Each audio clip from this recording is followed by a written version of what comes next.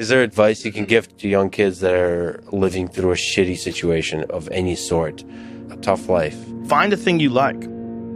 Try to find a thing that you really enjoy. Try to find a thing that you're passionate about. Like an activity? Yes. For me, early on, it was drawing. It was illustrations. It was comic books. I wanted to be a comic book illustrator.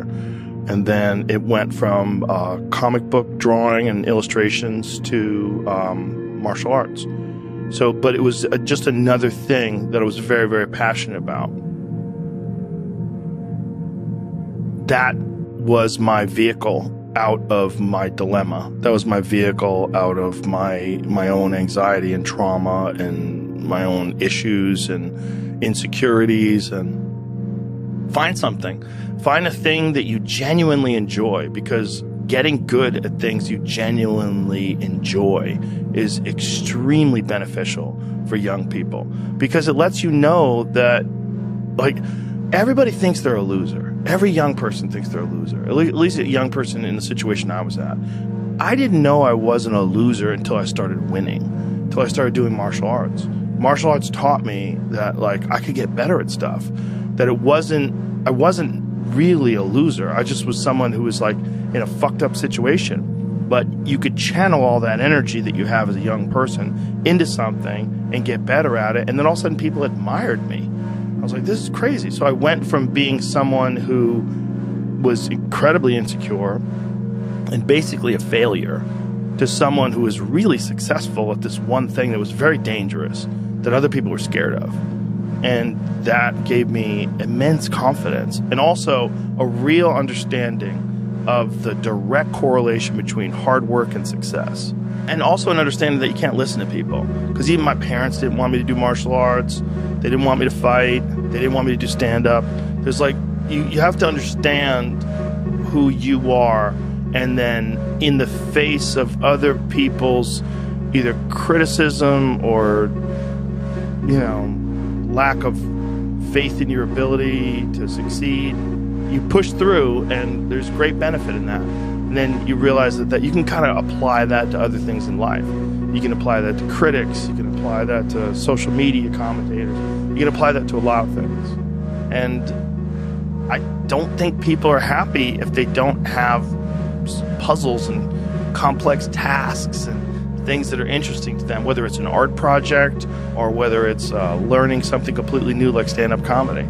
Like, doing things that are difficult is it's as much of a nourishment of the mind as food is a nourishment of the body. I think you need things that are puzzling to you, where you have to find your own human potential in the difficulty of the task and work your way through things. At least for me, and in my life, that has been 100% constant.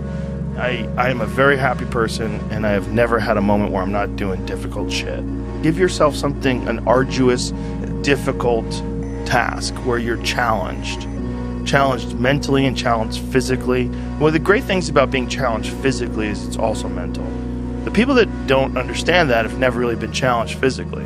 People that think that physical challenges are just physical, it's just brute grunt work. It's not. It's emotional intelligence. It's understanding your desire to quit and conquering your inner bitch. All that stuff it's mental. It's playing out inside your head, and there's a mental strength that you acquire from that you can apply to intellectual pursuits. And the people that don't think that are the people that haven't attempted them. And there's an arrogance to people that only pursue intellectual exercises, only pursue intellectual things, and don't pursue anything physical. That the physical stuff is base, it's grunt work, it's primal, it's not necessary. I don't think that's accurate. For most people, I think you can really benefit from physical struggle, and you benefit from it in a mental way. And I think that is overlooked. That's unfortunately overlooked by academics and intellectuals.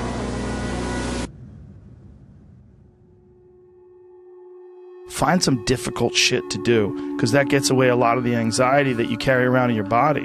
A lot of difficult things make regular life less difficult. And that sounds so simplistic, but particularly physically difficult things.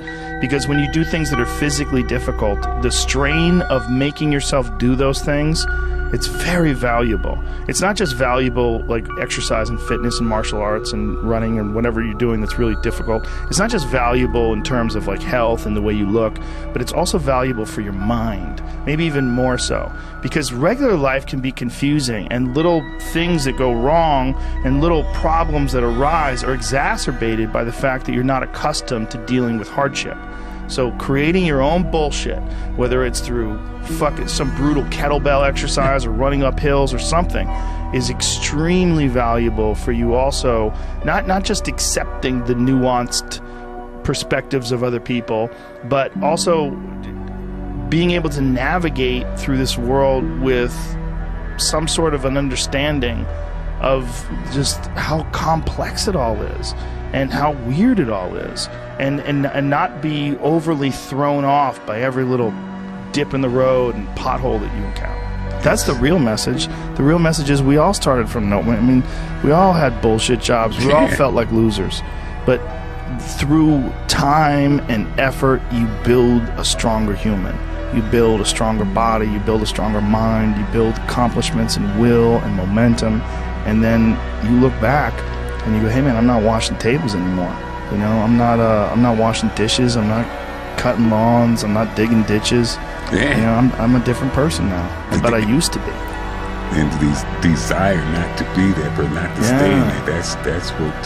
That's the hardest part, right? Is to get out of that rut. When you ain't got shit and there's nothing going on, to have faith then is so difficult. To have faith when you're successful, it's like, yeah, listen, bitch, you've been successful for a while. Of course you got faith. Just keep doing what you're doing. Easy.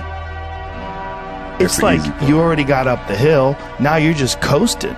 You know, you're just rolling down the hill. Everything's great. The hard part is getting up that fucking hill. Especially if you got a dad you're hiding from. Especially if you feel like you're a loser, or you never really had anything in your life that you could look back on and say, hey, I was really good at that. You know, and there's a lot of people out there listening to this. There's so many people that are in that starting point. Like the people that come up to you and say, I don't know what to do. What should I do? How do I do it? Yeah. How do I get going? You're going to have to figure it out, one foot in front of the other. You're going to have to find a thing and keep working at it and get better at it.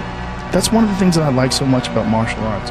They let anybody in. And then from learning how to do that, you get better, and then you realize, damn, I can get better at anything. The desire to get better. Damn, that's for everybody. Just find a thing. Everything. And if you find a thing, like particularly martial arts, because you get belts and ranks, and then you can see how you're doing with opponents. But if you could just find a thing and work hard at that thing, you'll realize through that thing that you can get good at anything with time and effort.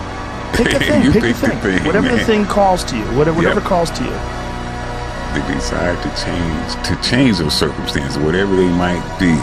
As long as you have to have that desire, the will to change those circumstances. Yeah. That's your start right there. But if you have the will, the desire to change it, there's your starting point.